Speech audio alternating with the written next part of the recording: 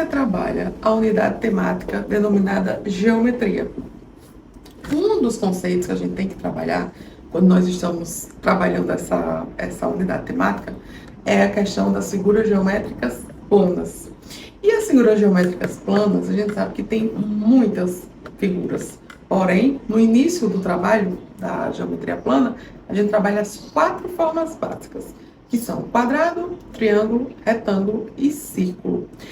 Como é que você faz para trabalhar essas figuras? Porque na fase dos anos iniciais, da educação infantil, até mesmo na educação de jovens e adultos, né, quando a gente está ainda nesse processo de alfabetização matemática, a gente sabe que falar sem fazer relação com o concreto não é uma boa possibilidade, não é uma boa opção. Então, um dos recursos que pode ajudar a gente a trabalhar as formas geométricas planas são os blocos lógicos. Você conhece os blocos lógicos? Se não conhece, nesse vídeo nós iremos apresentar. Se conhece, nós iremos dar algumas sugestões de como pode ser feito esse trabalho. Assista o vídeo até o final e você vai conferir o que eu estou falando.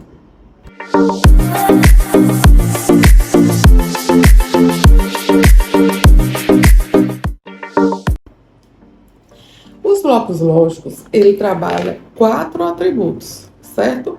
Formas geométricas básicas, que foi o que a gente falou no início do vídeo, que seria uma sugestão de como trabalhar as formas geométricas básicas. E quais são as formas geométricas básicas? Retângulo, quadrado, círculo e triângulo. Então, as formas geométricas básicas são essas 4 formas, certo? A gente sabe que as formas geométricas planas existem outras formas, né? Paralelogramo, trapézio, enfim. Mas quando a gente começa a trabalhar a geometria plana, a gente começa por essas 4 figuras, ok? Os blocos lógicos, ele trabalha exatamente essas 4 figuras, como eu mostrei aqui para vocês. Ele trabalha também as cores primárias. Veja que todas as peças, tanto essas que eu deixei aqui organizada para começar o vídeo, como essas que estão aqui desorganizadas, elas estão todas em azul, amarelo e vermelho, que são as cores básicas. Então, as formas, as cores, tá certo? O tamanho, deixei aqui para vocês perceberem. Tem quadrado grande, tem quadrado pequeno. Tem retângulo grande, tem retângulo pequeno. Tem círculo grande, tem círculo pequeno. Tem triângulo grande, tem triângulo pequeno. Da mesma forma, tem aqui no azul e no amarelo, tá certo? Terceiro atributo é a espessura. Veja que tem quadrado grosso, quadrado fino, círculo grosso, círculo fino, triângulo grosso, triângulo fino. E isso vai acontecer tanto nas figuras grandes como nas figuras pequenas, que é o 4º atributo que o material trabalha, a questão do ser grande e do ser pequeno. Então, apesar dos blocos lógicos ser um ótimo recurso para trabalhar as formas geométricas planas, ele não trabalha só as formas geométricas planas, tá bom? A gente pode inserir aí as cores primárias, a espessura, né, grosso, fino, e o tamanho, pequeno e grande. Então, com os blocos lógicos, nós conseguimos trabalhar esses 4 atributos, tudo bem? Então, posto aí o material para trabalhar, para apresentar, a gente pode fazer inúmeras atividades. Essas peças aqui eu deixei organizadas só para mostrar os atributos. Agora a gente pode embaralhá-las, certo?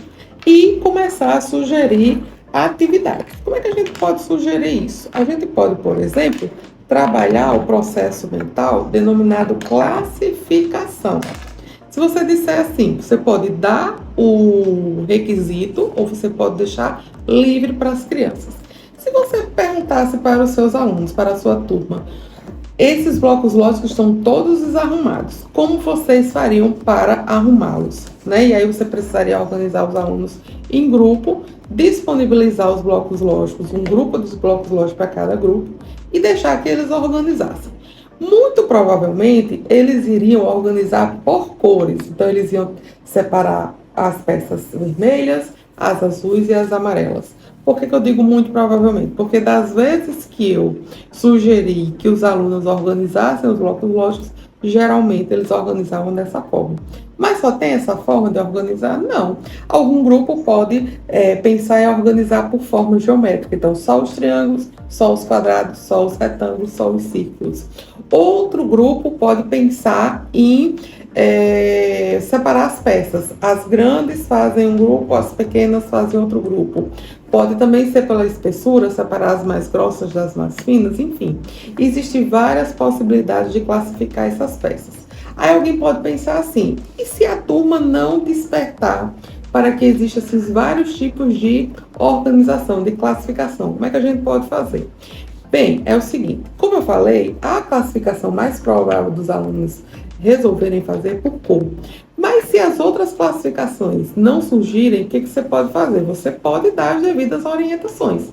De novo, os alunos organizados em dupla, em trio, no máximo em quarteto, com os blocos lógicos, né, à disposição deles, para eles manusearem, e aí você vai dando as devidas orientações. Como assim?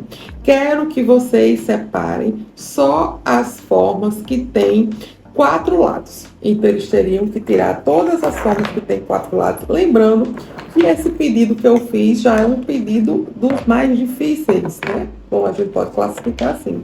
Por quê? Figura de 4 lados, tanto vai ter o retângulo, como vai ter um quadrado. E eu estou separando o vermelho aqui, porque o vermelho, na verdade, já começou o vídeo separado, mas é claro que se o critério para separar as peças foi ter 4 lados, então aqui, ó, nesse pedido que eu imaginei, né, que eu pensei em dar para os alunos, todas as figuras de 4 lados precisariam ser separadas, porque a orientação não foi pela cor, e sim pela quantidade de lados. Então, se eu dou esse critério, se eu digo, olha, eu quero que vocês separem todas as figuras que possuem 4 lados. Então, o resultado dessa minha solicitação seria esse grupo de peças aqui.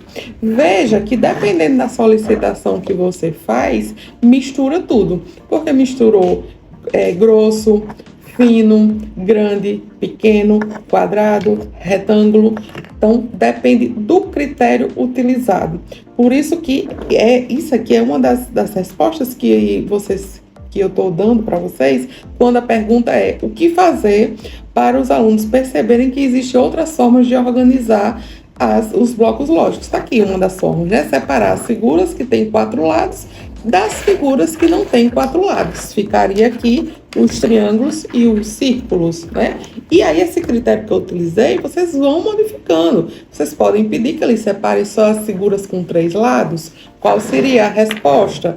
Para separar as figuras que têm 3 lados, eles iriam precisar separar apenas os triângulos. De novo, ia misturar as cores, de novo, ia misturar grosso e fino, tá bom? Porque foi pedido que separasse as figuras com 3 lados. E aí você pode ir variando os critérios. A outra maneira que você pode trabalhar os blocos lógicos é numa brincadeira que eu costumo de chamar de qual é a peça. Então, os alunos, de novo, em dupla ou em quarteto, gostam de trabalhar assim, por causa da interação, que já ajuda também na aprendizagem. As peças estariam todas embaralhadas e vocês vão pedir para eles responderem, não falando, mas mostrando a peça. Então, qual é a peça? Depois de qual é a peça, você que diz a peça que você quer. Se disser assim, qual é a peça que tem 3 lados, é grossa e azul? Então, a peça que tem 3 lados é grossa e é azul, qual seria a resposta? Essa daqui, ó. Tá certo? Ela tem 3 lados, ela é grossa e ela é azul. Mas será que só tem essa resposta aqui? Eu falei de tamanho? Não, eu não falei de tamanho. Então, isso aqui também é a resposta. Ela tem 3 lados, ela é grossa e é azul. Agora, se eu disser assim, se eu tivesse dito assim, que eu queria uma peça que tivesse 3 lados, é grossa, é azul e é grande, então esse pequenininho aqui não serviria de resposta. Só seria a resposta essa peça aqui. Quanto mais atributos você colocar, menos peças servirá como resposta. Porque se você disser assim, eu quero uma peça que seja amarela. Uma peça que seja amarela, o aluno pode pegar esse quadrado grande, grosso, esse triângulo grande e fino, esse retângulo pequeno, grosso, ou seja, muitas peças aqui podem ser respostas se você der só um atributo. Se você perguntar dando 2 atributos, já vai ter menos possibilidades. Por exemplo, eu quero um triângulo fino vermelho. Então, um triângulo fino vermelho, ó, triângulo fino vermelho. Só pode ser esse? Não, porque também tem o triângulo fino que é pequeno e que eu não estou achando aqui, mas acabei de achar. Então, com 3 atributos, 2 respostas. E com 2 atributos, se eu tivesse assim, eu quero o triângulo amarelo. O que ia acontecer? Triângulo amarelo é esse, triângulo amarelo é esse, triângulo amarelo é esse, triângulo amarelo é esse. Ou seja, se eu só dei 2 atributos, eu consigo 4 respostas. Porque tem triângulo amarelo grande e grosso, grande e fino, pequeno e grosso, pequeno e fino. Então, você vai jogando com essas peças, né? Trabalhando a classificação, as formas geométricas e os atributos que esse material pode oferecer para os alunos aprenderem. E assim eles vão aprendendo e interagindo. É diferente eu dizer, o triângulo, isso aqui chama triângulo porque tem 3 lados. O quadrado é uma figura que tem 4 lados, que é igual. Vai ser diferente dessa interação, porque quando eu peço para ele reconhecer, eu quero um quadrado que seja pequeno. Então, se ele pega essa figura aqui, eu estou entendendo, estou compreendendo, que poderia ser essa também, né? Que ele está entendendo que é um quadrado pequeno. Não precisa eu ficar lá na frente explicando que o quadrado tem 4 lados iguais. Agora, se ele pega, por exemplo, eu quero um quadrado pequeno e ele pega essa figurinha aqui, aí eu vou compreender que ele ainda não entendeu o que é quadrado. Então, interagindo, o aluno vai aprender, você também vai poder observar e avaliar se ele está compreendendo ou não.